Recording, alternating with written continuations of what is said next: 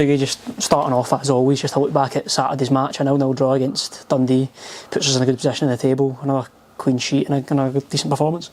Yeah, third clean sheet in a row, Gareth. Really pleased with the way the boys are performing at the moment.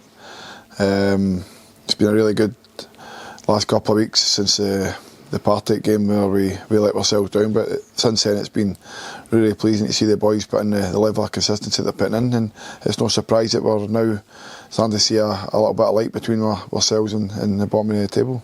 Looking at the defence on Saturday, Liam Grimshaw obviously coming into a centre-back position, it must be good having someone like him who can play a variety of roles and put in a good performance no matter what.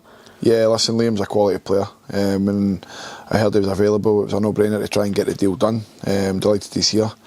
But I knew Liam before. I played against Liam when he was at Motherwell. Good player, vastly experienced, and he's the type of player that we want to try and get to the club. With that Premier League experience, can only be beneficial for ourselves. And like you said on Saturday, you're in an unfamiliar position at centre-back, but I thought him and Jack played really well, and inevitably got us a clean sheet. Having 6 clean sheets out of 12 games so far, 18 points as well. It's the best start that we've had since the 2018-2019 season. You'll be absolutely delighted with that. Yeah, listen, it's always pleasing to hear these kind of stats, but like you said, it's only 12 games, and I don't want to get carried away. We just take one game at a time here, and see where it takes us. But it's good reading, but let's make sure it's good reading come the end of the season. We've spoken about the Partick game quite a lot, but just to mention it once more, it really says a lot about the team being in a position now at the end of the month where you could go level on points with the current league leaders after that result. Yeah, listen, it's this league's mental. You can see the results that come in week on week. It's baffling. You look at the result of the weekend where Queen's go to Partick and win 4-0. It's just the league's that tight, and then we keep saying it, everybody is capable of beating everyone. And there will be lots of more ups and downs and roller coasters over the course of the season.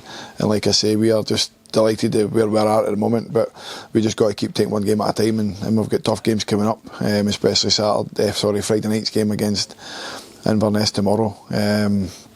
Teams flying at the top of the table, so we know what we're up against. Billy's built a really good strong squad, and again it's a game they'll be looking to try and overturn for when we went up to their place earlier on in the season.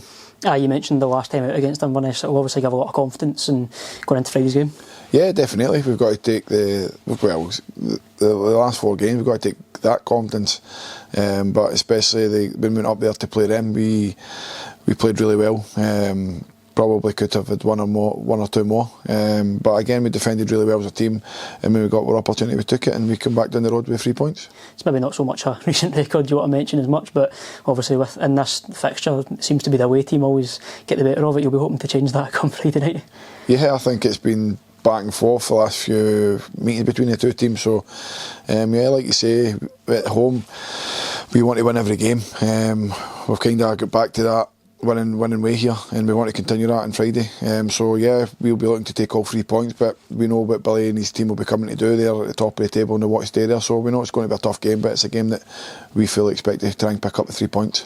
Obviously on Saturday a few missing players, Dara, Alan, how with them right now? Any update?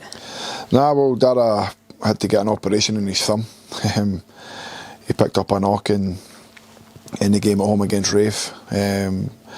Managed to play through the 90 minutes with his thumb. I think he broke it and it was dislocated, so he'll be out for a number of weeks. Big Alan's still injured as well, so yeah, we're at the moment we're kind of only really get one centre back in the building, and Big Jack, so we need to try and manage him as well, because if he gets injured or picks up a knock or a suspension, it'll leave us short, so we've got to try and manage Jack. But listen, like you said, we've got a few players who can go in there and play, and Liam was testament on Saturday to go in there and play, and I thought he'd done great. But yeah, listen, I know the squad's thin, but we've got to manage that best way we can.